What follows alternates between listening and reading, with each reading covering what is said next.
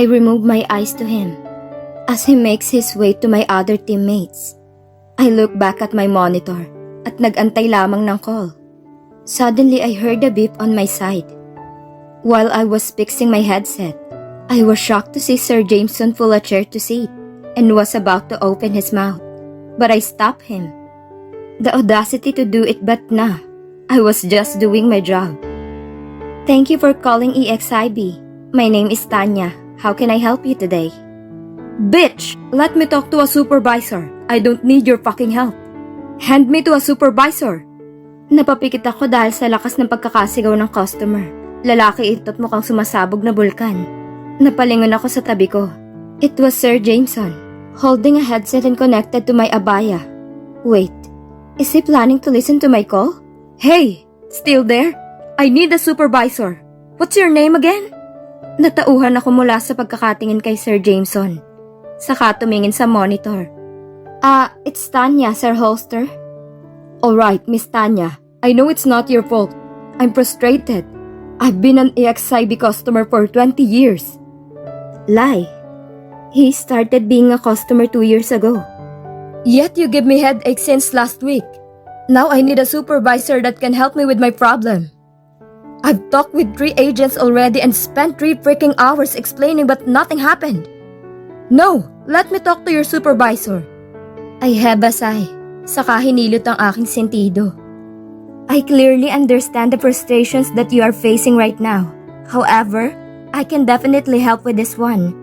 You just have to explain further to me the causes and the problems you are I said hand me your fucking supervisor! Are you some kind of a stupid deaf? Let me talk to my supervisor or I'll report you. Patay talaga. Bakit kasi sa akin pa napunta ang call na to? Let me talk to him. Napalingon ako sa nagsalita. It was Sir Jameson. Shit, for real? Leave it to me. He suddenly removed his headset and pushed his chair aside at pumalit ito sa pwesto ko. Thank you for patiently waiting, Mr. Holster. This is Jameson de la Riva, one of the EXIB owners. I apologize for the inconvenience that you are facing. Can you please elaborate the things happening so that I will know how to solve it? No worries. Thank you too.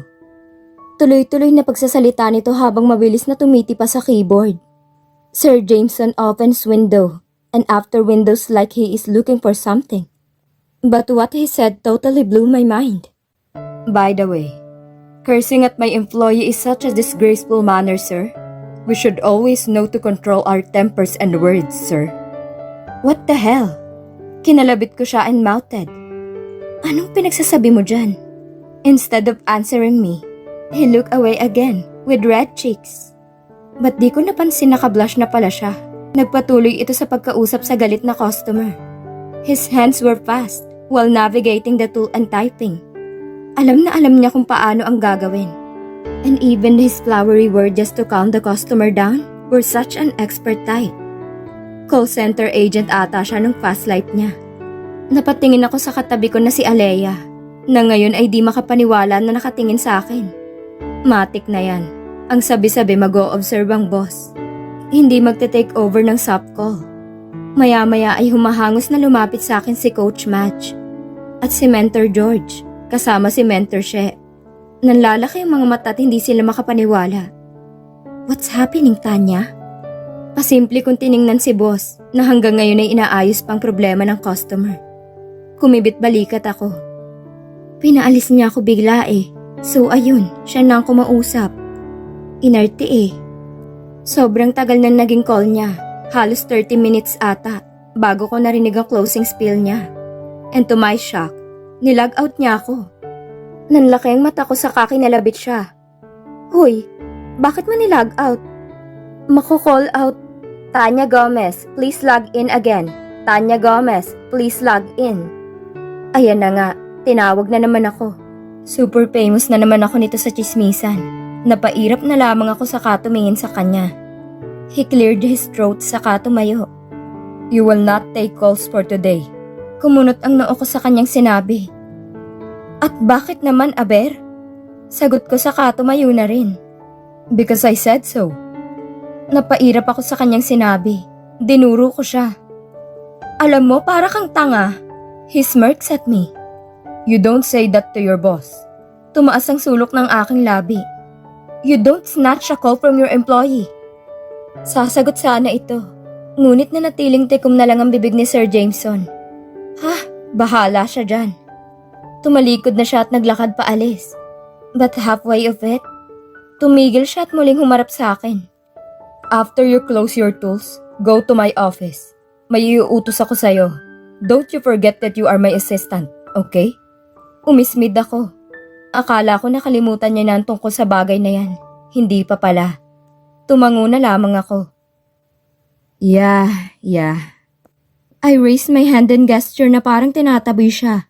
Pag-alis niya ay tumalikod na ako at sinunod ang utos niya. Tinigilan na rin ako i-call out ng workforce team. Hoy Tanya ha, iba na ang closeness niyo ng boss ha? Pangaasar naman ni Alea na ngayon ay naka-break. Sumimangot ako saka umiling. Anong close? Enemy namin ang isa't isa. Ngumisi ito. Sus! Paeme ka pa dyan. Pabebe ka girl? Natatawa ko naman siyang hinampas sa balikat. Mga siraulo. Natatawang inilingan niya ako saka nag-focus muli sa kanyang monitor. Samantalang ako ay inaayos ang tools ko. I check if the accounts have its documentation. And if I didn't miss any promise credits for my customer. Minsan kasi ay end of ship ko na inilalagay ang credit. In case it would not take so much time. I opened my personal email made for my account. May in-email sa akin si Coach Madge. To tgom602@pca.citel.ph From cmadge987@pca.citel. Team, we are running for hundreds now. Tanya 3, Alea 1. We cannot have any zeros today, okay? Do your best. Make your customers happy. Napangiti ako nang makita ang pangalan ko na may 300s na. Ang hirap din talaga makakuha ng ganitong survey. Minsan kasi, okay naman ang customer. Pero nung nag-survey bigla, ganitong hindi pala satisfied sa service. The best way talaga para makuha ang loob nila ay to make them happy first. A person's emotions are always like a puzzle. You will always need to have the perfect piece that fits them all. Just like how to handle a customer's behavior and emotion. You have to find the word fitted to tell them without breaking the emotion they have. After I log out my account to the tools, I close my window and grab my things on my station. Tumayo na ako saka inayos ang upuan sa station ko. Matapos ay kinalabit ko si Alea and signal her that I will go first. I also went to my coach and mentor station. Coach, mauna na po ako. Paalam ko. Tumigil sila sa pag-uusap. Mentor George suddenly ruined my hair and laughed. Grabe, kala ko wala ka na talaga. Oo nga, kala namin mawawala ng isa sa panlaban ng Team Madge. Coach Madge laughed. That make us laugh too. Umiling ako. Di rin pumayag si boss na mawala ng panlaban ng kumpanya. We all laughed with what I said. And then second later, they started teasing the hell out of me. Napapailing na lamang ako sa sinasabi nila. Sometimes, I thought to myself that I ought to be lucky. Because on my first job, I was able to meet such amazing and supportive people. No backstabbing and no issues. Parang this company is healthy with no issues. Well, gossip is really a person's nature. But this kind of helpful and supportive environment makes me want to stay much longer at this company. Even though my job is not easy, I will choose to stay here more than anything else. Sige na, Tanya, baka naiinip na ang jowa mo. Napakunot ang noo ko sa sinabi ni Coach Madge. Lo, wala akong jowa, Coach Madge. Nangingising umiiling ako. Sus, nahiya ka pa. Para na nga kayo magjowa dahil sa ina-acto nyo ni Sir Jameson. Samot-saring pasaring naman ang narinig ko. Nakisabay pa ang ilang ka-teammate ko at ibang coach. Oo nga. Biglang sabat ni Mentor She. Close na close kayo, nakita pa namin na buhat-buhat kanya patungong office niya. Deny pa. Natatawang dugtong ni Mentor She. At dahil sa sinabi niya, ay mas lumakas ang pang-aasar nila sa akin. Grabe, nakakahiya. Nakita nila yun? Kesa patulan ng pangaasar nila, umalis na ako doon at nagtungo sa kanyang opisina. Yung hagdan na lang ang gagamitin ko kasi nasa 16th floor lang naman yun. 15th floor na itong production floor ng account ko. Nang makarating ay agad akong pinapasok ng gwardya. Wala nang tanong-tanong. Finally, you're here. I rolled my eyes at him. Saka pa simpleng tinitigan ito. Grabe, ang gwapo niya talaga. His face are not a typical Filipino look. Mukhang hindi Pilipino to eh. Di ko lang talaga sure. He is more like an American look. At makikita mo talaga ang kinis ng mukha niya. He doesn't have any single stubble. At napaka-presko niyang tingnan. Ilang taon na nga ba siya ulit? 24? 25? Ay tama, 25 years old na ang damuho. And I'm 20. 5 years gap? Di na masama. Hehe. Done checking me out? Nanlaki ang mata ko nang makitang nakalapit na ang mukha niya sa akin. Fudge, eto na naman ang puso ko. The closer his face right now, the faster my heartbeat was taking right now. Para akong uminom ng isang galon ng kape. Nag-hyperventilate ako. Grabing puso to. Ayaw kumalma. Heart, keep calm. Gwapo lang yan. Harot mo masyado. Sa wakas ay nabok ako na ang bibig. Pero bago pa ako makapagsalita muli, ay ang mainit niyang mga labi ang sumakop dito. Hinalikan niya ako. Nanlalaki ang mata ko sa gulat. Ramdam kong lalong pagbilis ng tibok ng puso ko at pag-akyat ng dugo sa aking muka. Napakainit, napakalambot ng kanyang mga labi. Sa hindi malamang dahilan, I put my hands to his nape and hold him to deepen the kiss. Deeper and sweeter. Matapos ang ilang minuto ay siya nang kumalas sa halik. We are both panting and catching for a breath. His kiss still lingering on my lips, and I don't know. I suddenly felt shy, thinking I just let him kiss me like that. That's my first kiss. Like for real. Shit. Hindi malaman ang gagawin. I walk out of the office at lumabas ng building.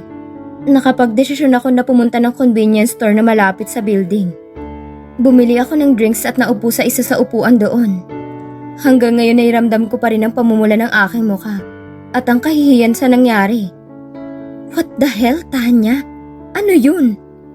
Bulong ko sa sarili, saka sinabunutan ng aking buhok. Ngayon alam ko na sobrang rupok ko pala. Napanguso ako saka binuksan ng takip ng root beer na hawak ko. Nandito ako ngayon sa pinakamalapit na convenience store sa site. Hindi ko maiwasang isipin na nangyari kanina. His hot and soft lips still lingering on my lips. Pakiramdam ko ay narito pa rin yun at pilit na ginagalugad ang napapikit ako at impit na napatili.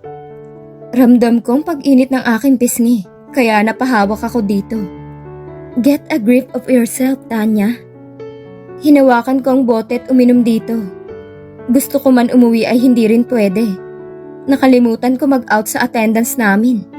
Salary deduction yun pag nagkataon. Huminga ako ng malalim at pilit na kinakalmang nagwawala akong puso.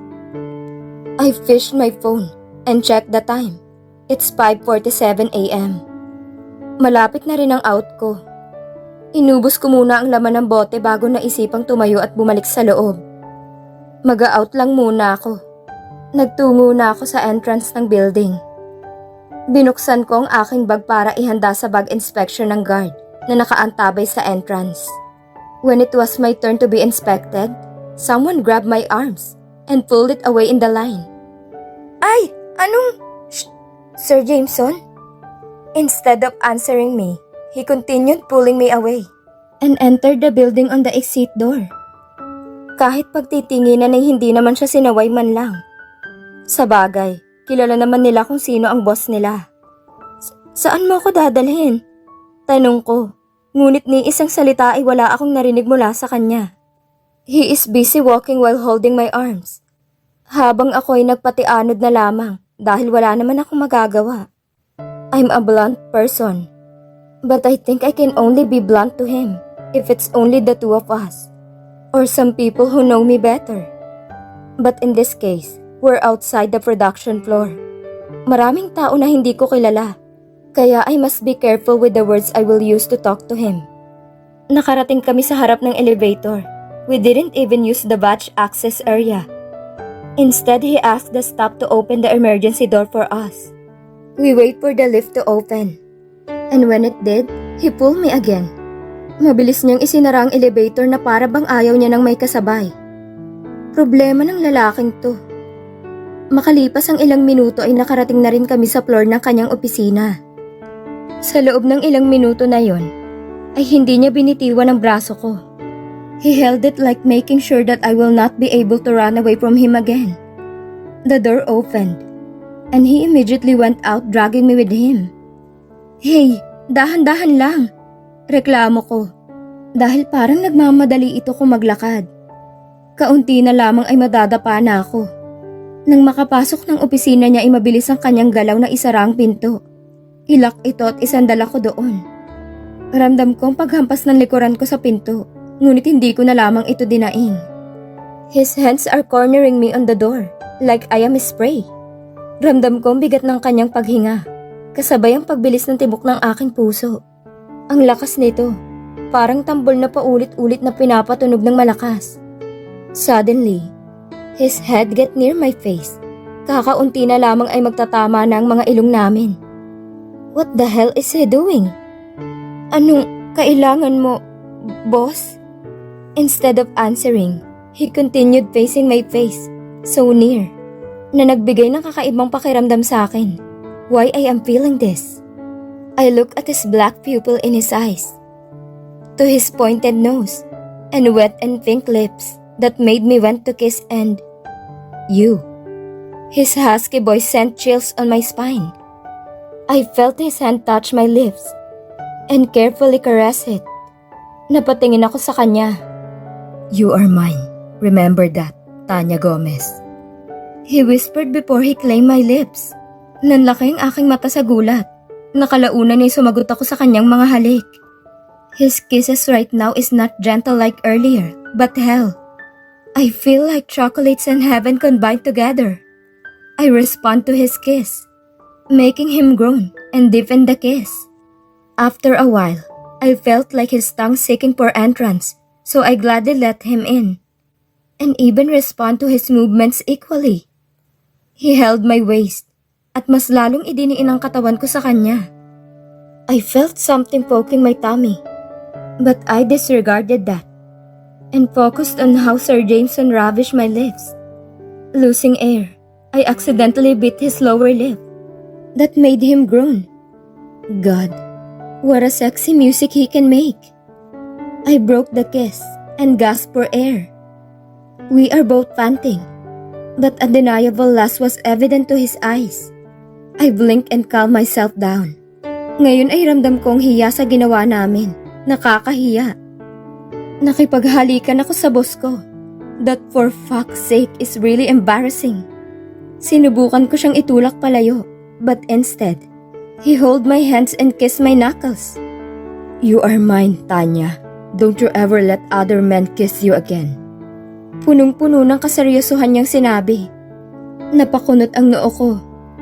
Wala akong ibang hinahalikan, boss. I bit my lower lip, saka hinila mula sa kanyang aking kamay. Ikaw nga ang nakakuha ng first and second kiss ko eh. Namula pa ako dahil sa aking nasabi. Then what did Johnson text me? Taas ang kilay niyang tanong. He even fished his phone in his pocket and showed me what JK said. JK, bro, Tanya has a love life already. She's in a convenience store, ravishing and licking his mouth. For you.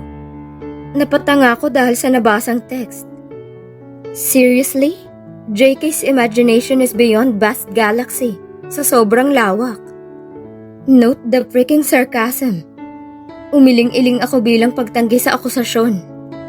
I haven't even had a boyfriend since birth, and I am drinking a freaking root beer, not ravishing someone's lips. Ang nakakunot nitong noo ay nawala. Even the corner of his lips lifted like a winner. Tumik him ito. Good. We're good then. Matapos ay umalis na siya mula sa pagkakadikit sa akin, kaya nakahinga ako ng maluwag. Lumapit siya sa kanyang desk at parang may kinuha. Humarap siya at naglakad patungo sa akin. Bit-bit ang napakaraming folder. Pagkalapit niya, ay iniabot niya ito sa akin. "You're my PA, right? Now we have meeting to attend." Napanganga ako sa kanyang sinabi. Ang kapal ng muka, magnanakaw na nga ng halik, palautos pa. Kainis. Wala akong nagawa kundi ang kunin sa kanyang sandamakmak na folder at umingos. "Eto na po, sir, ha?" Padabog na sabi ko, saka binuksan ng pinto at lumabas ng silid na yun. Mula sa labas ay narinig ko ang kanyang tawa. Tuwang-tuwa talaga siyang asarin ako.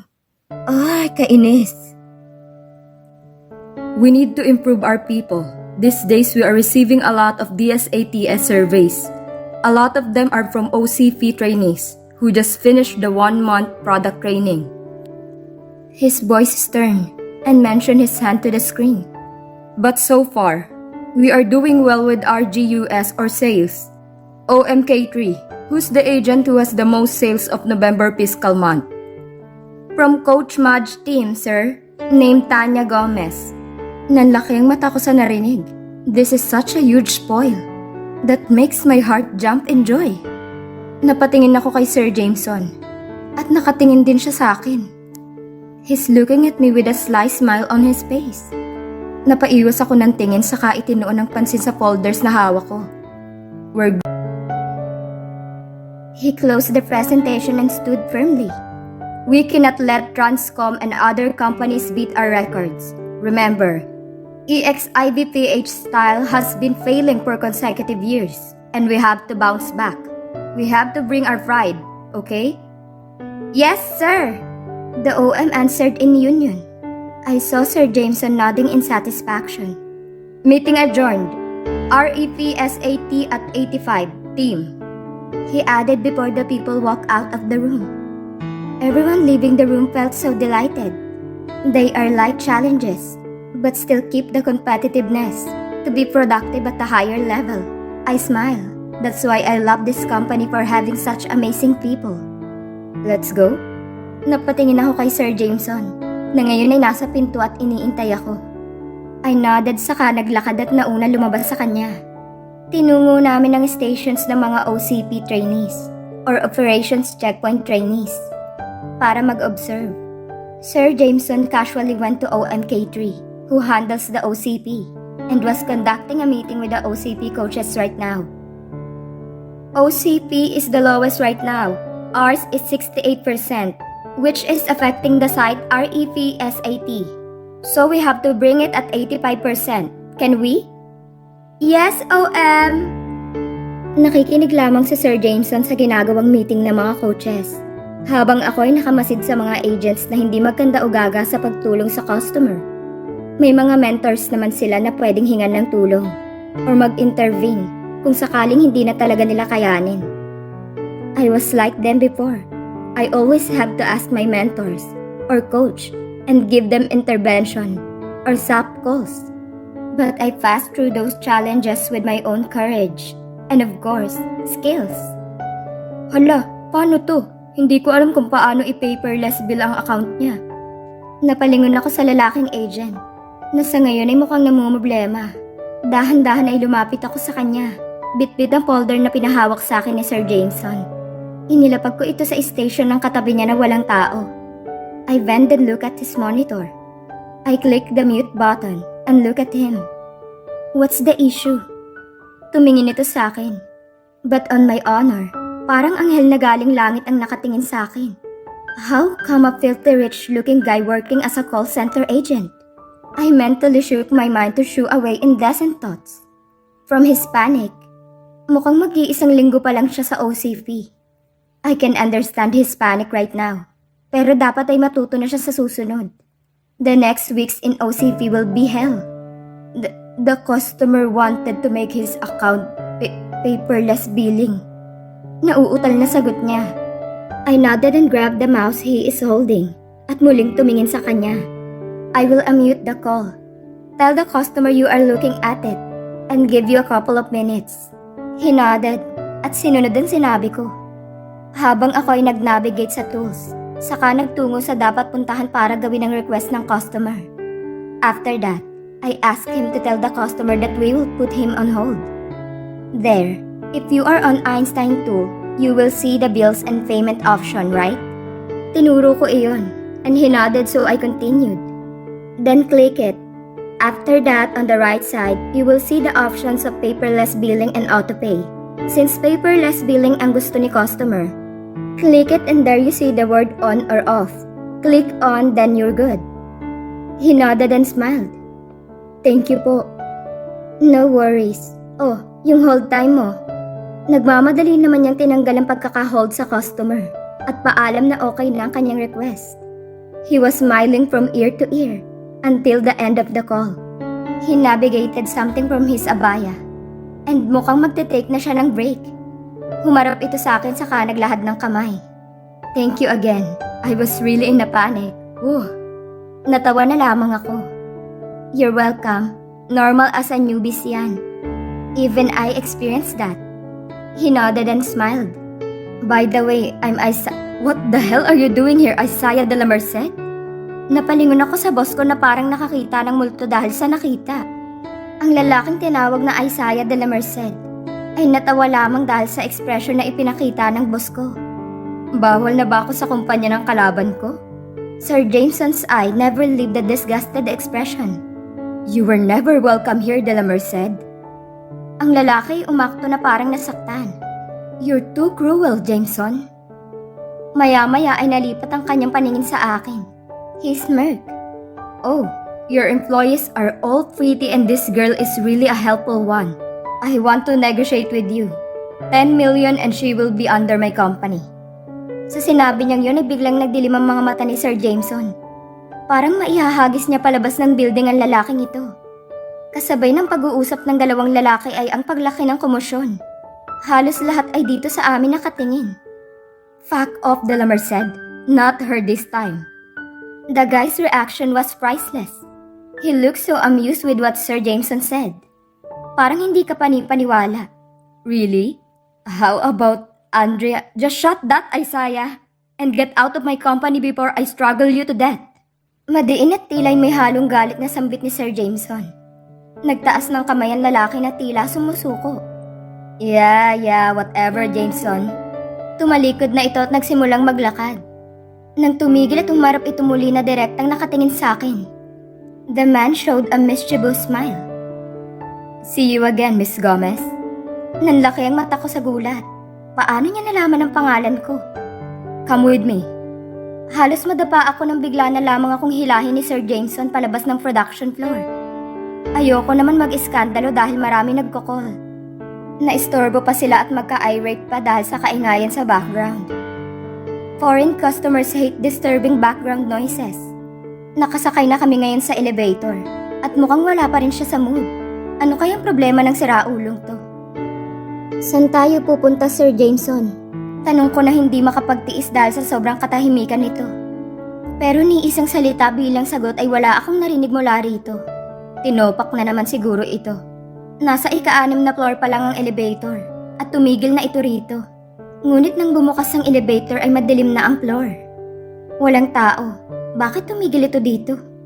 Lo, horror ba to? Damn, the fact that asshole doing here. I heard him hiss and look at me horrifyingly.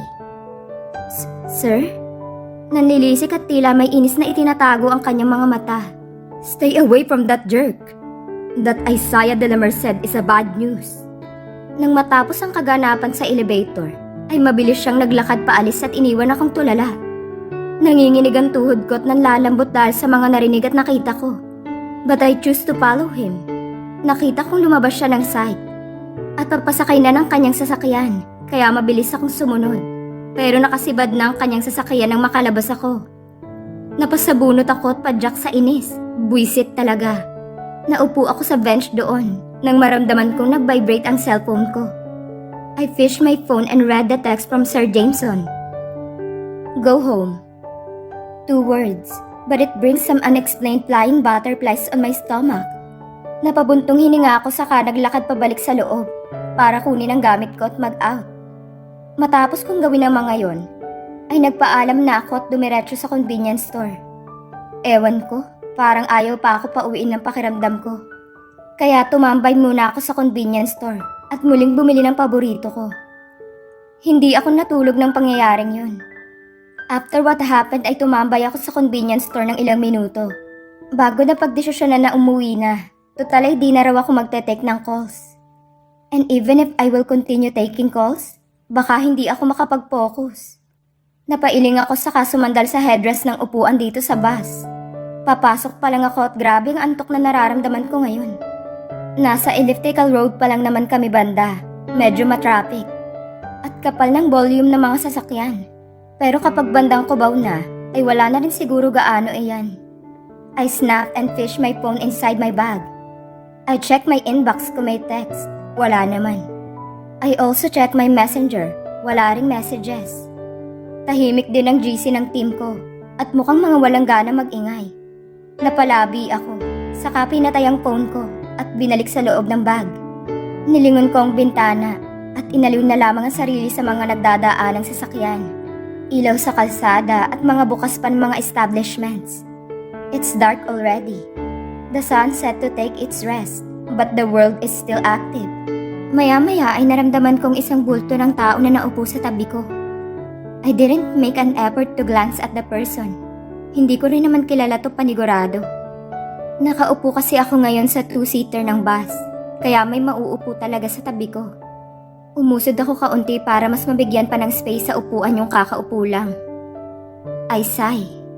Palabas na ako ng East Avenue. Paliko na ito pa Cubao. Mga 30 to 50 minutes lang. Depende sa trapiko o bilis ng bus ay makakarating na ako sa bababaan. Makalipas ang ilang minuto ay hindi pa rin ako makatulog. Kaya pinili ko na lamang libangin ang sarili ko sa pagtingin sa may bintana. Malapit na rin naman sa bababaan ko. Feeling cold? Napalingon ako sa pamilyar na boses. JK? Napangiti ako. Ngayon ko lang ulit siya nakita. Uy! Ngumiti ito. Hey Tanya, long time no see, besh. Natawa ko sa sinabi nito. Wow, taray ng endearment, besh talaga? Tumawa na lamang ito. He was also on the way to the site. Ilang araw din siyang nawala dahil may pinaasikaso sa kanya si Sir Jameson para sa bagong site nila sa Tarlac. But since it was handled very well, bumalik na siya ng Manila para i-handle muli ang Metro Manila sites. Bakit di mo ginagamit sa sakyan mo? Tanong ko. Huwag mo sabihin na sira na naman ba? Umiling ito. I want to enjoy the cold breeze of the bus every night. Saka nakakatamad mag-drive. I prefer paying 35 pesos than driving and wasting 50 pesos or more gas. You know, for less traffic, less pollutants, and waste of gas din. I help myself and Mother Earth and the government too. Natawa ako sa kanyang sinabi. Oo nga naman, laking tulong ng pagko-commute niya. And it makes him look naturally more common than an expensive rich guy. Muli ay nabaling ko ang paningin sa bintana. Kahit pagabi na ay sobrang lively at liwanag pa rin ang paligid. People are still everywhere. People are still walking at the sidewalks, riding buses and jeepneys. The world is restless. Habang papatagal ay napapansin kong malapit na kami sa babaan ko. I look at the guy beside me. Nakababa ang hood niya at nakamask. Same look like before. A hold-upper look like ni JK. A rich business tycoon. Napahagik-hik ako sa naisip. Nang makitang malapit na kami sa galeriya, inayos ko na ang aking gamit. Saka kinalabit si JK. Huy, bababa na ako. Nag-angat ito ng tingin. Mukhang inaantok pa. Ganun ba? Sabay na ako. Tumango ako. Makalipas ang ilang minuto ay tumigil na ito kaya tumayo na ako. Tumayo na rin si JK saka kami sabay na bumaba. Acting gentleman if ever he is. He insists to hold my bag for me. At di naman ako tumanggi. Umakyat na kami sa overpass para makatawid sa kabilang banda kung nasaan ang sakayan papuntang site. Paliko na kami sa kaliwa kung saan patungo ng mas mabilis papuntang shuttle service. Nang hilain ako ni JK pa kanan. Nanlaki ang mata ko. Hoy JK, ba't tayo papasok ng galeriya? Let's buy clothes for you. Paano ka magugustuhan ni kuya kung pangmanang ang suot mo? Napatanga ako sa kanyang sinabi. Paano ako magugustuhan ng kuya niya? Si Sir Jameson? I bit my lower lip dahil sa naisip. Ramdam ko ang bigla ang pagwawala ng aking puso at pamumula ng aking pisngi. I'm wearing a simple shirt, but my pants is a long widened brown pants na halos matatanda na lang ata ang nagsusuot. Damit ito na bigay ng lola ko. Since wala na akong masuot na iba ay napilitan akong ito muna ang isuot. Pumasok kami ng mall at tinatak niya agad akong pumasok sa pen shop. We went to the ladies section na agad kaming dinaluhan ng staff doon. Good evening, sir. How can I help you? JK answered. Help her change. More neat and good clothes for her. Tumango ito. Sure po. The girl looked at me and smiled. This way, ma'am. Naglakad ako patungo sa itinuturo niya. Samantalang si JK ay nagtungo sa men's section. The lady first gave me a cream-colored slacks and a blouse with 1 inch wide-edged stiletto. Nagtungo ako para magpalit and I literally praised myself after seeing it. Formal siya pero napaka-casual din. That girl's fashion taste is a must-preserved one. Humarap ako kay JK na ngayon ay nakatalikod sa akin at namimili ng jacket. I bit my lower lip again and tried to let out a voice. How's this? Lumingon ito sa akin. I saw how his eyes dropped from my head to toe and his Adam's apple moved. It's good. Choose more, Tanya. It's on me. Napakagat ako ng labi. Hindi kaya nakakahiya? Sobra naman ito. And it's look like JK is already aware of my thoughts. Don't be shy. Take this as my token of our friendship. Sagot nito sa muling ibinalik ang tingin sa mga jacket. Tumango ako at muling bumalik sa women's section. Halos lahat ng napipili ng staff ay gusto ko. Hanggang sa panghuli na half skirt shot na black, white blouse at black blazer. Kasabay nito ay itim na boots with small heel on it. I approve at it at sinabing ito na lamang ang susuotin ko. I went out and saw how JK lost its grip on the shoes he was holding. Ilang segundo siyang tulalang nakatingin sa akin. Matapos ay parang natauhan at pinulot ang sapatos at binalik sa istante. He went to the staff behind me and paid for the clothes he bought for me. Matapos ay lumabas na kami at nagtungo sa kabilang exit, papuntang sakayan ng shuttle service. All the way, he is quiet at parang may iniisip. Nagsisisi ba siyang nilibre niya ako? Kinalabit ko siya habang naglalakad. Alam mo, if you regret buying me these clothes, ibalik na lang natin. May halong inis na sabi ko. He shook his head and answered, No. I mean, I just remember something about business. Yeah, business. Hindi ako naniniwala dahil halatang nagdadahilan lang siya. But I choose to be quiet and just follow him again. Sa Cytel Technopoint siya bumaba, kaya ako ay nagpasalamat muli sa mga ibinigay niya. But I mentally note myself to pay him back. Baka kaya tulala kanina iniisip kung gaano kamahal ang mga binili niya. Hindi ko naman kasi sinabing bilhan niya ako ng damit.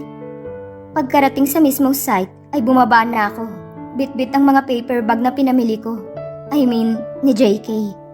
Nagtungo ako agad sa locker ko para doon ilagay ang gamit ko. Pero mukhang hindi kasya sa locker ko ang mga yun. Kaya nagtungo ako sa baggage area. Para sa mga agents na walang sariling locker o di kasya sa locker ang gamit. Aba, dami nito, Tanya. Bungad ni Mang Berto, yung gwardiya na naka-assign ngayon. Napailing ako. Nako, libre lang ho yan. Hindi naman po akong gumastos. Tumawa ito. Ay, si Sir Jameson no. Abay, totoo nga ang balitang nobya ka ng Big Boss. Nanlaki ang mata ko dahil sa kanyang sinabi. Hindi po. Iling ko sa kapinatong ang mga ito sa lamesa. Binigay po ni JK, yung kapatid po ni Sir Jameson. Nanlaki ang mga mata nito. Matapos ay nagsinghapan ng mga taong nakapaligid at nakakarinig sa amin. Ay grabe, kapag bago talaga humaharot agad. Napalingon ako sa nagsalita. It was the famous flirt on our site, si Cindy Lay Palmares. Hindi kami pareho ng account dahil nasa 12th floor ang account niya.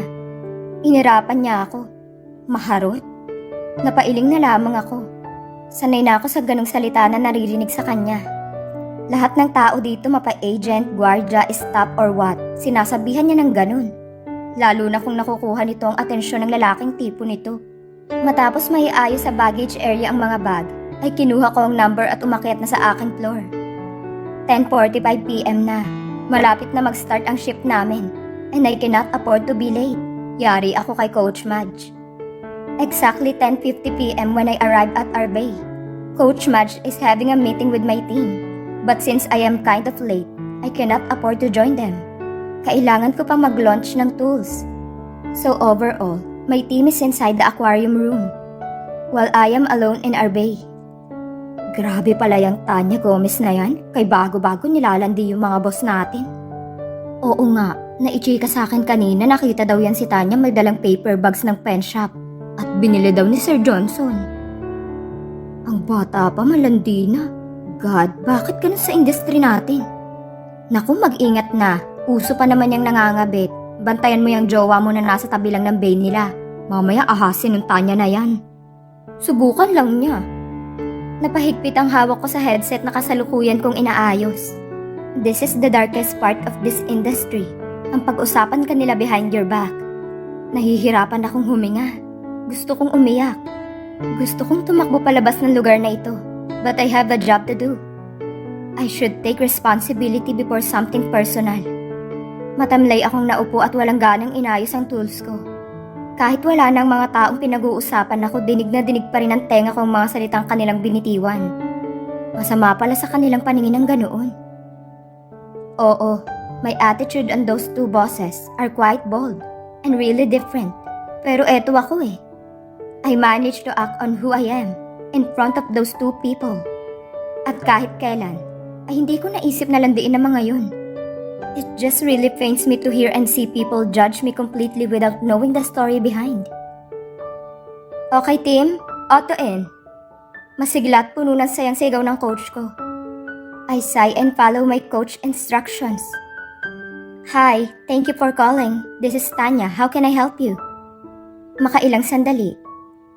Tanya, this is your 5th time of soft call. Ano bang nangyayari sa'yo? Napayuko ako at bumuntong hininga. Sorry, coach. Napailing ito. Puro ka sorry. We are letting you out because you are close to our boss, but not enough to act boldly. 5 soft calls and 2 zeros. How much do we expect from you to make this day worse?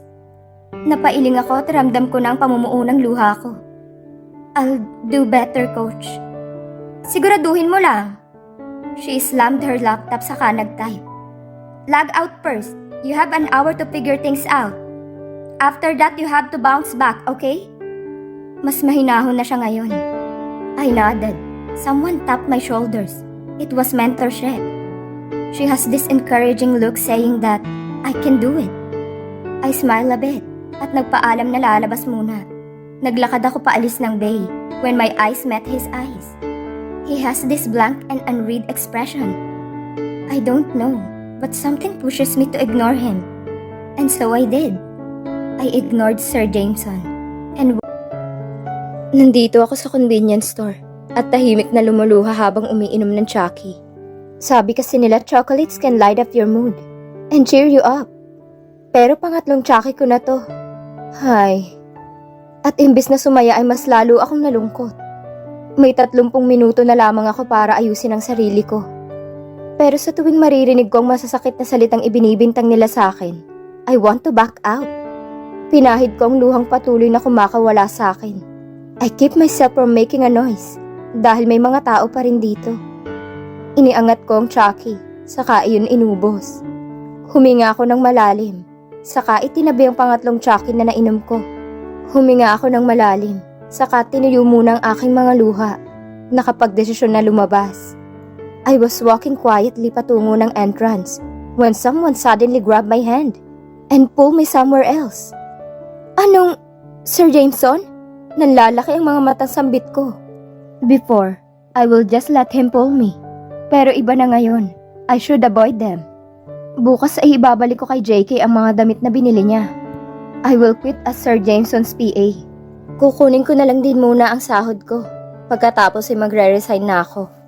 Move, or I lift you like a sack. May halong diin at pananakot ang boses nito. I shouldn't be moved, pero ewan ko. Parang napakaraming karayom ang tumutusok sa akin. Kapag iniisip ko na aalis na ako sa lugar na ito. Ni hindi ako na regular at naranasan man lang yung benefits dito, like yung MaxiCare, dental and optical benefits. Tanya, napatingin ako sa kanya. He really looks like a god who went in this world and show how good looking he is. Seryoso ang itsura niya at tila makakapatay dahil sa anumang tumatakbo sa isip niya. You'll resign? Napaiwas ako ng tingin sa kanya. It's personal, sir. Pinilit kong bawiin ang braso ko. Nang makuha ay bahagya akong yumukod bilang paggalang. Saka nagmamadaling bumalik sa loob. Ilang minuto na lamang ay tapos na ang isang oras na ibinigay sa akin ni Coach Madge. Pagkapasok sa fraud, ay mga mapanghusgang mata agad ang bumungad sa akin. Napayuko ako at nagmamadaling naglalakad patungo sa bay ng team namin. Dumiretso ako sa station ko, saka inayos ang tools. Tanya, 2 minutes then log in, saka auto in. Paalala ni Coach habang gumagawa ng report sa kanyang laptop. Tumango ako. Yes, Coach. Pagpatak ng 3:45 AM ay nag-log in na ako, sabay auto in. Biglang may pumasok na agad sa akin na call. Thank you for calling EXIV. My name is Tanya. How can I help you? Nanginginig ang boses na bati ko. Pinilit kong lagyan ng sigla ang aking boses. Pero mukhang mas nangingibabaw ang panginginig nito. Oh, hi sweetie. Are you okay? Nangilid ang luha ko. Kasi sa unang pagkakataon sa araw na to, may nagtanong. Someone I don't even know asked if I'm okay. I'm not, ma'am. I'm not okay. Mabilis kong pinindot ang mute at suminghap. Pinunasan ang luhang nangilid, saka huminga ng malalim. I unmute the call and smile a bit. Yes, ma'am. I'm okay. Everything settled, Mrs. De La Riva? Is there anything else that I can help you with? None, sweetie. You're very helpful and fun to talk with. Can you please give the call to your support? Napatanga ako sa kanyang sinabi. Ba't kailangan niya sila mentor? Just give me a minute, ma'am. Sure, sweetie. I put the call on hold. Saka tumayo para hanapin ang support ko. Lumapit ako kay Coach. Coach?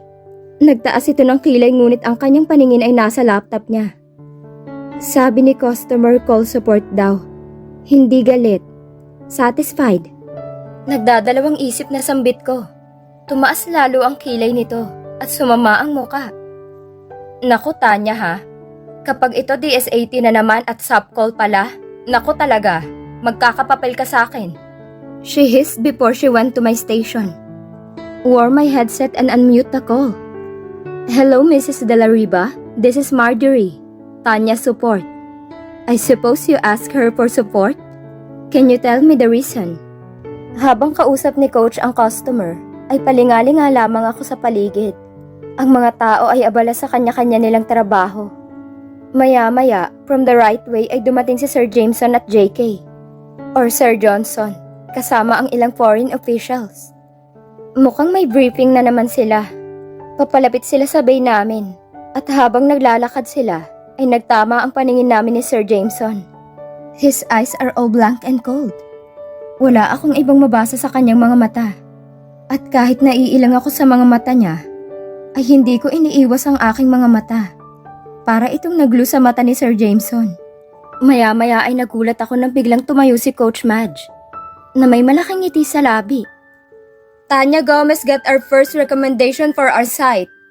Malakas na palakpakan na nangyari. Maraming mga mentors, coach and other agents ang pumalakpak dahil sa achievement na yun. Humarap sa akin si Coach Madge na may malaking ngiti.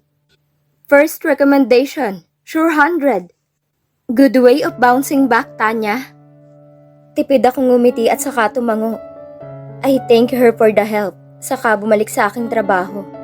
Sinuot ko muli ang headset, saka inayos ang account. I was about to click the auto-in button when a rough big hand stopped me. Tiningnan ko ang may-ari nun. And it is Sir Jameson. Sir? Come to my office now. Matapos sabihin iyon ay tumalikod na ito. at tuloy-tuloy na umalis sa production floor. Hindi ko alam kung susunod ako sa kanya. Huminga ako ng malalim, saka tinuloy ang pagpindot sa auto-in. A call immediately routed to me. Thank you for calling EXIB. My name is Tanya. How can I help you? I'm warning you, Tanya Gomez. I told you to come here in my office. Now! Nanlaki ang mata ko dahil sa narinig. Si Sir Jameson ito ah. Ay, paano? I'll give you 3 minutes, Tanya. If you don't bring your ass here to my office, I will definitely ruin the office and fire all the people there. You understand me? Now the clock is ticking. 59 seconds alone for the first minute. Wala pa sa 4:00 ay iniwan ko ang aking station at tumakbo palabas ng production floor. Nagmamadali akong lumabas at nagtungo sa hagdan para mabilis na makapunta sa kanyang opisina. Pagkabukas ko ng pinto ay naroon siya sa kanyang upuan habang nakangisi. Nasa tenga niya ang telepono at mukhang tinawagan niya talagang routed number ng abaya ko. Tumayo siya mula sa pagkakaupo at dinampot ang susi na nasa lamesa. He went in my direction and grabbed my hands. Mabilis pa sa 4:00 na nahila niya ako palabas ng building at sinakay sa passenger seat ng kanyang sasakyan. Sir Jameson, anong gagawin niyo? Sinarado nito ang pinto at umikot papuntang driver's seat. Pagkapasok ay sinara nito ang pinto at nagsuot ng seatbelt. Sir, ano bang nangyayari? We'll go to the beach. Nanlaki ang mata ko dahil sa kanyang sinabi. Po? At bakit po kasama ako? Nilingon ako nito. Cause you are my PA? Sumimangot ako. Boss, PA niyo lang ako sa loob ng opisina. Sa labas ay hindi na. May sarili kayong sekretarya. Bakit akong ginugulo mo? Ngumisi ito. Not anymore. Ha? Lalong lumawak ang pagkakangisi nito.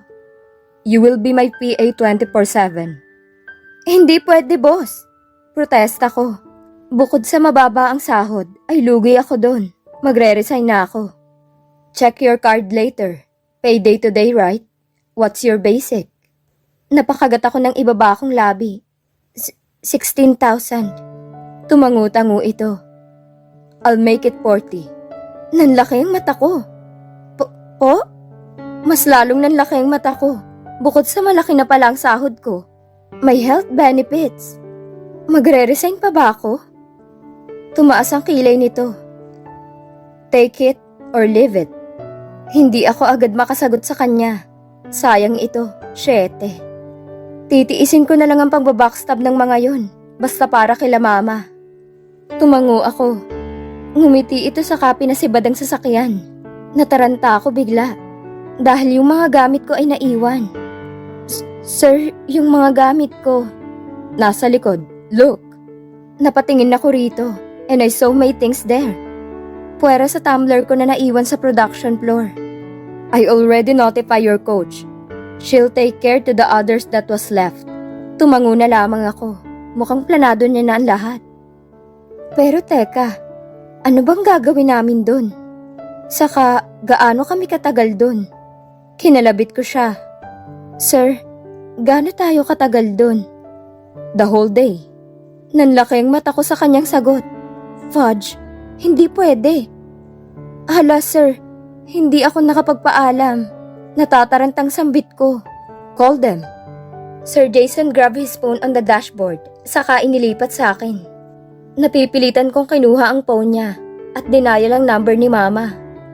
Nako, may klase pa ako. Pero trabaho ay trabaho. Tama, hihingi na lang ako ng excuse notice kay Sir Jameson. Tutalay kasalanan niya kung bakit absent ako. Tama. Napatango-tango ako dahil sa naisip. Hindi naman naging ganun katagal ang biyahe namin dahil magdadalawang oras pa lang nung umalis kami ay itinigil na ni Sir Jameson ang sasakyan sa isang port. At sa loob ng mga oras na yon, di ako mapakali sa inuupuan ko. Paano ba naman nakasama ko sa iisang sasakyan ng boss ko? Yung boss ko na kumuha sa first kiss ko. Yung boss ko na nagawa kong murahin, tarayan at sagot-sagutin at hinalikan pa ako. Well, hindi ako ganoon kahilig magbasa ng mga fiction stories. Madalas ay napaka-imposible rin ng mga pangyayaring ganito. Ang mga mayayaman at gwapo, hindi bagay sa isang tulad ko. Isang commoner, hampas lupa, mahirap, maganda, mabait. Okay, basta, hindi kami talo sa estado pa lang ng pamumuhay namin. Okay sana kung ganito talaga siya kabait. Sa mga empleyado niya. Pero hindi eh. Sobrang ibang-iba yung pakikitungo niya sa akin. And I don't want to assume dahil hindi naman ako assuming. Pero natatakot ako. Because beyond this action Sir Jameson has, it brings some unexplainable feelings to me. A foreign feeling na ngayon ko palang nararamdaman. Kapag malapit siya naiilang ako. Though give na yon kasi syempre, boss ko siya eh. Pero paano yung biglang pagbilis ng tibok ng puso ko? Nagpapalpitate kaya ako. Umiling ako. Hindi naman ako minuminuto nagkakape. Ano, suicide na ba?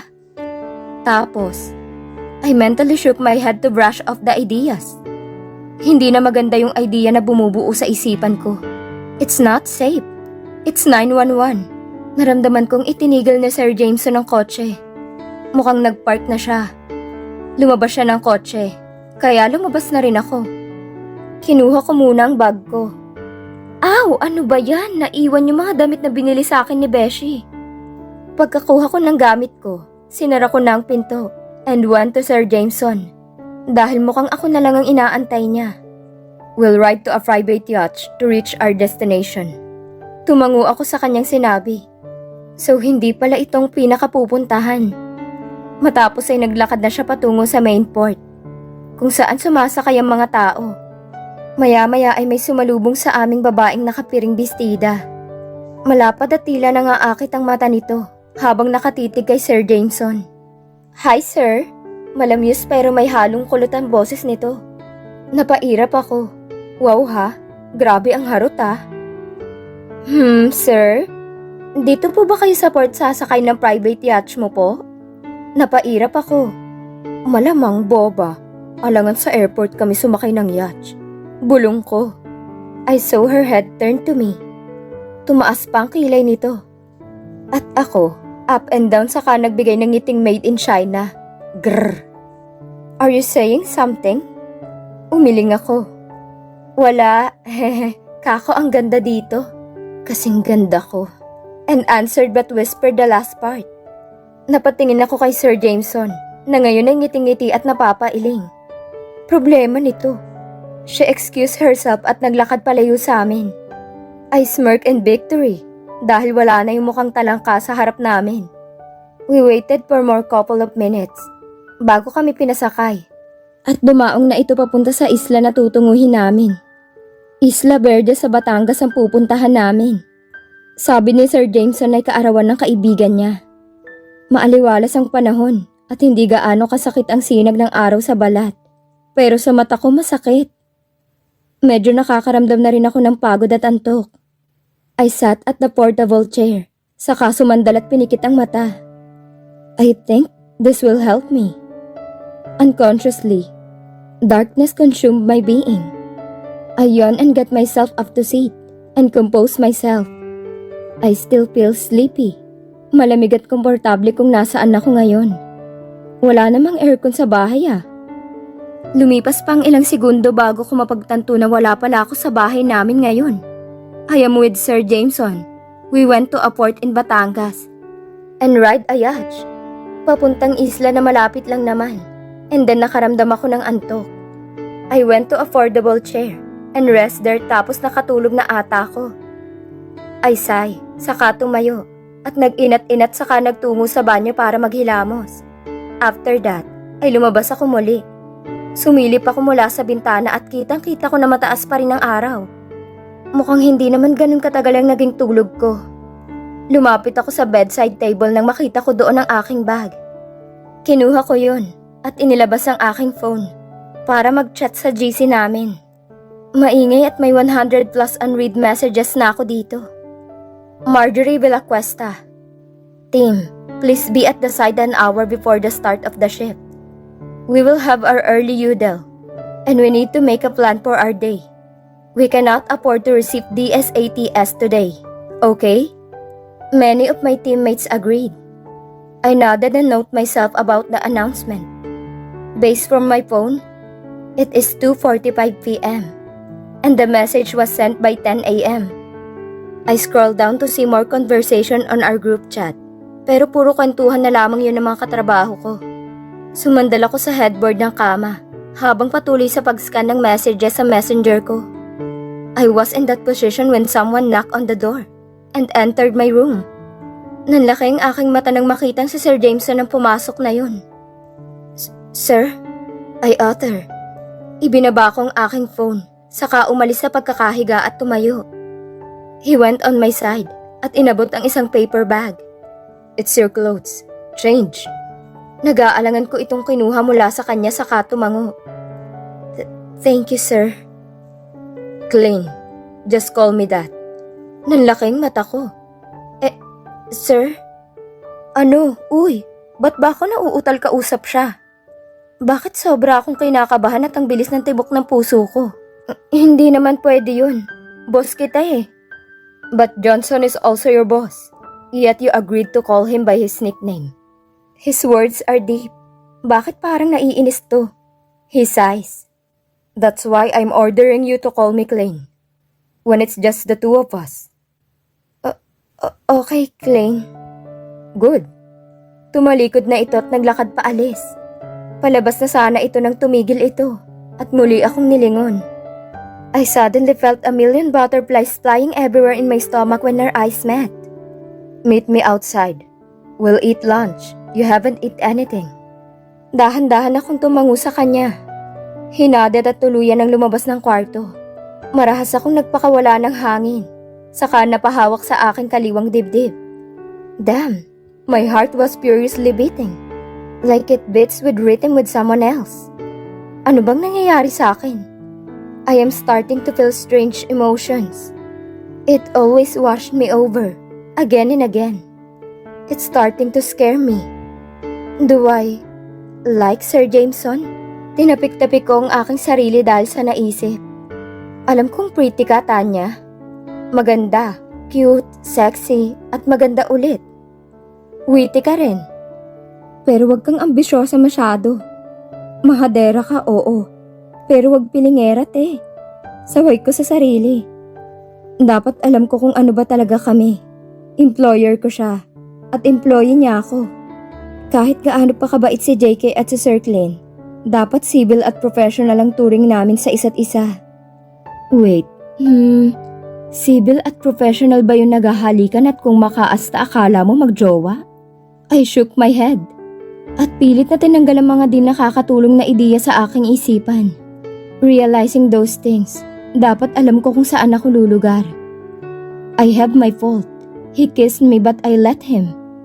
But I also just can't understand him. We just met weeks ago, but I can't explain his words claiming me as his. I was never been his property, but I also can't deny the fact that it made some unexplainable feeling to me every time he claims me and even kiss me. I feel happy and contented with that. I felt something that brings shivers and tickles my heart. I don't know. I can't help but fall under his possessive trap. Minabuti ko na lang na isa walang bahala muna ang mga bagay na pilit gumugulo sa isip ko. I want to brush off those ideas dahil hindi yun healthy. Delikado. It's 911 thing. Bit-bit ang paper bag ay nagtungo ako sa banyo para maligo at makapagpalit. After taking a bath, binuksan ko ang paper bag. And only to see a white skirt, a plain pink shirt, and a white sneakers. I chose to tuck in the shirt to the skirt. I thank Lord because the skirt already has a mini short for me to be comfortable wearing it. Matapos magbihis ay gumamit na lamang ako ng powder at tint instead na makeup. Di rin naman ako marunong nun. Sinuklayan at hinayaan ko na lang din na nakalugay ang buhok ko kasi mahangin naman sa labas. When I saw myself okay, I grabbed my phone. Saka lumabas ng kwarto. As I went out, the noise from the smashing waves in the sea reached my ears. It is soothing and relaxing, and I wanna make me swim with them. But not now. I have some matters to do first. I look around the place. Wala naman doon si Sir Jameson. Sabi niya ay sa labas siya mag-aantay, pero wala naman siya dito. Ay saka naglakad para hanapin si Sir. Baka nasa paligid lang siya. I was walking patungo sa inquiry desk when loud voices and laughter filled my ears. Curiosity kills cat. So she followed where the voices were coming from. Hulaan ko, 17 years old pa lang yung chicks nitong si Jameson. Hindi, 18 years old na rin siguro. 20. Hindi, 13. Pero yung si Jameson. Maingay at pagkakagulo ng 7 lalaki ang bumungad sa akin sa labas. Nakaupo sila sa mga upuan na nasa ilalim ng malaking puno na naging proteksyon nila sa tirik ng araw. All the guys are freaking handsome that every woman will draw with and dream to be with. Her boss was in the middle looking like a pissed kid who had been receiving annoying teasing from his friends. He looks really annoyed. Maya-maya ay may dumating pang 2 lalaki. It's JK. Tama, yung isang lalaki na bagong dating, na may suot na puting shirt at ripped jeans with black sneakers and black cap, while the other one was very familiar. Parang nakita ko na siya sa personal. Yo, Isaiah, my man! Isaiah? Saan ko nga ba narinig yung pangalan na yan? I looked at the man who arrived, wearing a black shirt. He looked dominant with his way of walking. Wait, siya yung agent sa OCP na tinulungan ko ah. So hindi talaga siya parang pusang naligaw sa production floor? That's just his way of pissing the hell out of Sir Jameson? Nakita ko kung paano nila pinagkaguluhan yung bagong dating. I saw JK sat beside Sir Jameson at nag-angat ng tingin until our eyes met. His eyes widened and smiled at me widely. Tanya? Agad na nagsibaling ang atensyon ng mga kasama niya sa direksyon ko. Ramdam ko ang pagkatuod ko sa aking kinatatayuan at pag-akyat ng dugo sa aking muka. Nag-aalangan kong iniangat ang aking kamay sa kangumiti, ngunit mukhang nauwi sa pagngiwi ang ngiting yon. Tumayo ito saka lumakad takbo patungo sa akin. Nang lumapit ay nakipag-fist bump siya, saka ngumiti ng malapad. I didn't know that you will be here. I nodded. Sinama ako ni Sir Jameson kasi PA daw niya ako. Kumunot ang noo nito. PA? He said you're courting him? Sagot ni JK na nagpanganga sa akin.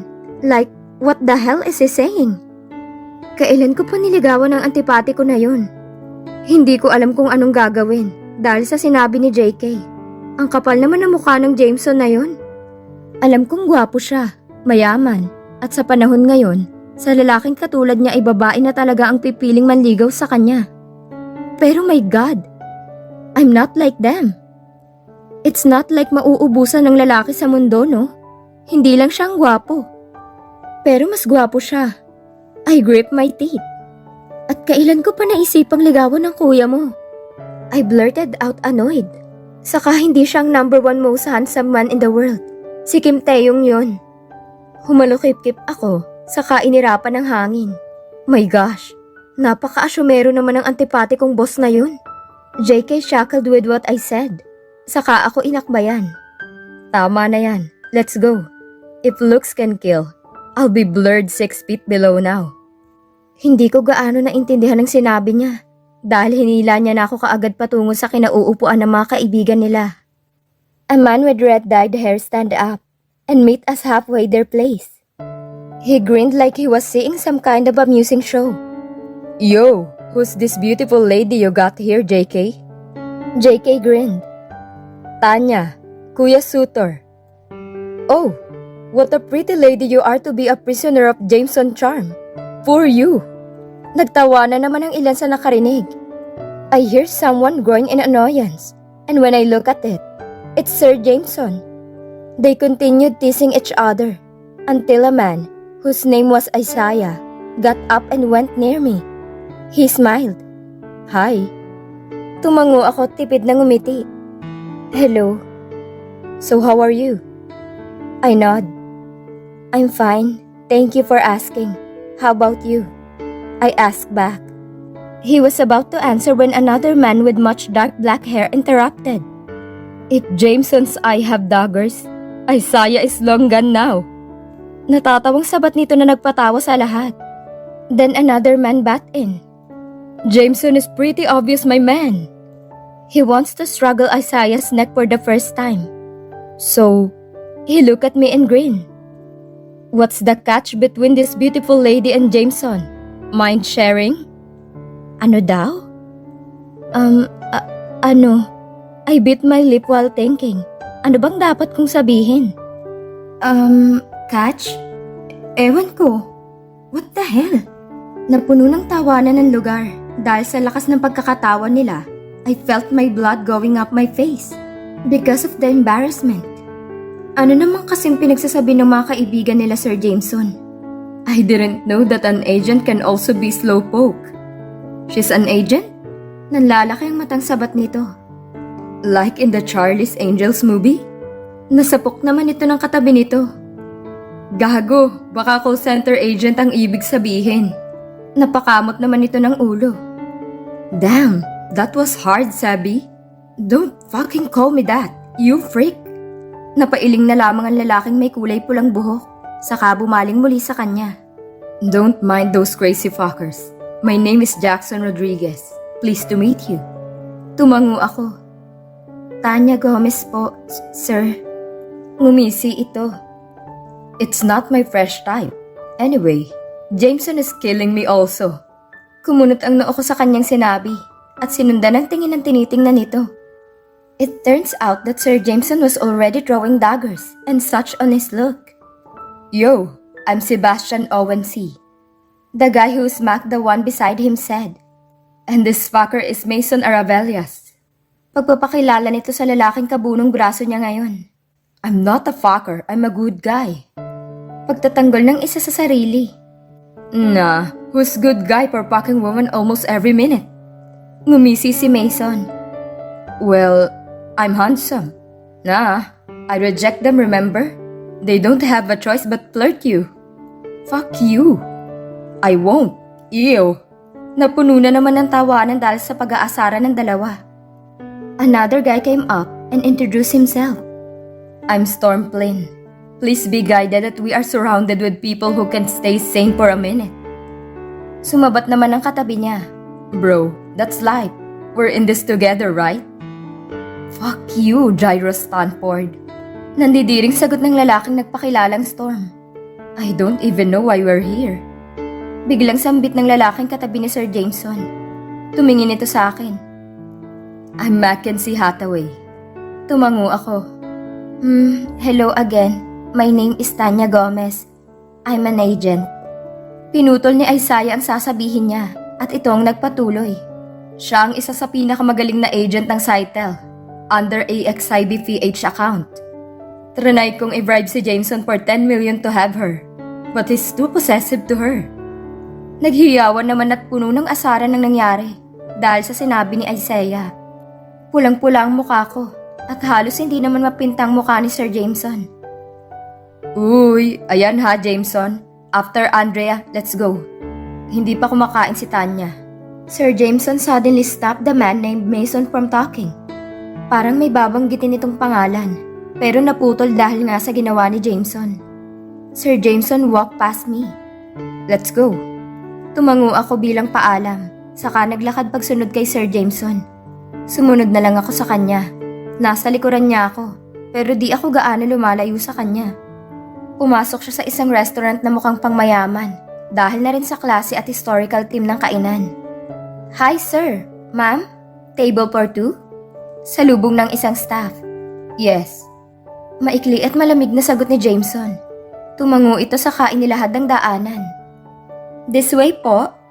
Sumunod kami ni Jameson hanggang sa dinala kami sa two-seater round table. Nang makaupo ay agad kaming inabutan ng menu.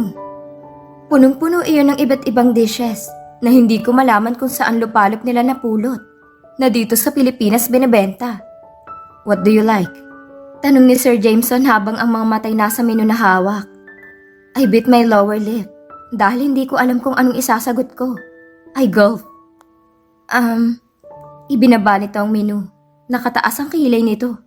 What? Wala ba silang adobo dito? Marahan kong ibinaba ang menu. Hindi ko naman maintindihan ang mga pagkain nila dito. Lumipas ang ilang segundo. Ang seryosong itsura ni Sir Jameson ay nawala at bumunghalit ito ng tawa. Parang tuwang-tuwa pa siya na di ko maintindihan yung nasa menu na binigay ng staff. I thought saka muling dinampot ang menu at tumingin ng pagkain na sa tingin ko ay masarap. Wala ba talagang normal na dish dito? Kahit hamsilog man lang? Bulong ko. Baby, this is an Italian restaurant. Of course, Italian dishes will be the food they serve. Have you seen a Filipino restaurant that serves other dishes? Sagot ni Sir Jameson sa katanungan ko. Namula naman ako dahil sa ginamit niyang term para sagutin ako. Baby? Eme? Oh my God! Mang Inasal nga nagsaserve ng Chinese style soup eh. I answer him murmuring. Ah, basta. I answer in finality. Saka muling tumingin sa menu. I gulped dahil may nakita na ako na pwede na siguro. Kaso nahihirapan na akong bigkasin ang pangalan nito. Tumikhim ako. Isang order ng focaccia bread? It's focaccia bread, babe. Halos mapugto ang aking paghinga dahil sa pagtawag niya sa akin ng babe. Lola, syete, hindi itong time para kiligin. Time na para kumain. Gutom na ako. Tumangu-tangu ako. Oo, yun nga. Tapos. I scanned the menu again. I stop when something catches my attention. Etong carbonara, lasagna, and tiramisu. I like that. Inilista naman ng waiter. Is that all, ma'am? Bumaling naman ito kay Sir Jameson. How about you, sir? Tipid na ngumiti si Sir Jameson. Capri salad with pesto sauce is fine. Tumango ang waiter at inilista iyon. Alright, how about drinks? Sir Jameson answered. Lemon juice will be fine. Tumango muli ang waiter at nagpaalam. 5 minutes, sir. Sir Jameson just nodded his head and looked around to observe. While pasimple naman akong nakamasid sa kanya. Hanggang ngayon namumula pa rin ang mukha ko sa hiya. My heart isn't calm as well. It's just 2 words from him. Baby and babe. It freaking sounds so possessive and territorial. Kung hindi ko papisilin ang braso ko ay hindi ko marirealize na hindi naman member ng The Possessive Club si Sir Jameson, na si Tyrone Zapata ang leader. I shook my head mentally para magising kahit papano. This is just a friendly meal. Here you go. Napaangat ako ng tingin na may magbaba ng plato sa harap namin. You? Turo ko sa nagsaserve na si Isaiah de la Merced. Yung agent din na tinulungan ko sa OCP. Ngumiti ito. Marami akong part-time job, milady. Kumunot ang noo ko sa kanyang sinabi. Cut the crap, de la Merced. Go away. Pagtataboy ni Sir Jameson dito. Isaiah chuckle. Sa kanila pag ang maliit na cake sa tabi ko. Don't be like that. I'll offer 30 million now. Let her work on my company. Go away. Or I'll burn Transcom away. May halong diin at seryoso ang boses ni Sir Jameson. Tumawa naman si Isaiah, saka ngumisi. I'm sorry to disappoint you, De La Riva. I'm Isaiah de la Merced. And we never turn our back and give up chasing our mademoiselle. And she's my mademoiselle. Kumunot ang aking noo dahil sa kanyang sinabi. What the hell is happening? After Isaiah bring our food, ay agad din itong tumalima paalis. Nakakunot naman tuloy ang noo ni Sir Jameson at parang nababad trip dahil dumating bigla si Isaiah. I was eating the food called focash. Ah, basta, yun na yun. May bread sa dulo. I had sigh, saka inurong ito at pinagtuunan ng pansin ng carbonara. Nang maisubo ko ito ay parang ayoko nang ilunok ito. Ibang-iba ng carbonara na natikman ko kapag may pa-birthday na malapit sa amin. I pout saka inilayo din ito at sinubukan yung mini cake tiramisu. Pagkasubo ko ay napangiti ako. Ang sarap! Kaso yung dessert ko naging main dish ko tuloy. Why are you not eating focaccia bread and carbonara? Napatingin ako kay Sir Jameson. Subo-subo ko yung tinidor. In panic, I bite it. Kasi tumingin ako sa carbonara saka sa isang may bread sa dulo. Hindi ko talaga bet ang lasa. I-take out na lang natin para hindi masayang. Try ko kainin mamaya. Tumangu-tangu ito. The meal went okay at mabilis na ding natapos. Hindi na pinatake out ni Sir Jameson yung 2 dish na hindi ko man lang nagalaw. Sayang din eh. Hinayaan ko na lang din kasi baka magalit pa itong si boss kapag pinagpilitan ko. We are walking pabalik sa kung saan ko sila nakita ng mga kaibigan niya. Habang papalapit ay dinig na dinig ko pa rin yung ingay na ginagawa ng mga ito. Hoy, bayad mo ng renta, Mason, 180 yon. Oo na nga, sus, yun lang pala. Sagot ni Mason habang may hawak ng mga papel na iba't ibang kulay. Nang makalapit ay nakita ko naglalaro sila ng isang cardboard game na ang tawag ay Monopoly. Oh, ako nang titira.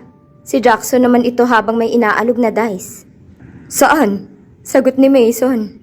Humagalpak sila ng tawanan dahil sa sinabi ni Mason. Natawa na rin ako dahil para silang mga siraulo sa pinaggagawa nila. Itinapon na ni Jackson ang dice at 10 ang lumabas. Nasa pre-parking space siya kaya napunta siya sa go to jail. Fuck! Why? Kanina pa ako kinukulong ah. Ano bang nagawa ko? Tumawa si JK. Wala ka nang magagawa, Jackson. Hala, sige, kulong. Sumabat naman bigla si Mackenzie. Siguro scammer kang businessman, and the game know you very well. Napasigaw si Jackson dahil sa pang-aasar nila. Ew, I won't dude, hindi tayo talo. Napuno ng tawanan at sigawan ng pagpapatuloy nila sa laro. Para silang mga bata habang naglalaro. Lumipas ang 1 oras ay na-bankrupt si Jackson at Jairo. Makalipas pang mahabang oras, ay na-bankrupt na si Mason at Seb. Ang natitira na lamang ay si Storm, Mackenzie at JK. Malapit na rin bumagsak si Storm habang nangunguna si Mackenzie at JK sa dami ng nakuha nila at properties nila. Let's go have meeting now? Nanonood ng laro na sambit ni Jairo. Sumang-ayon naman yung iba na tapos na maglaro. Ibinaba ni JK yung mga perang papel na gamit, saka tumayo mula sa pagkakaupo sa sapin. Tumayo na si Jackson.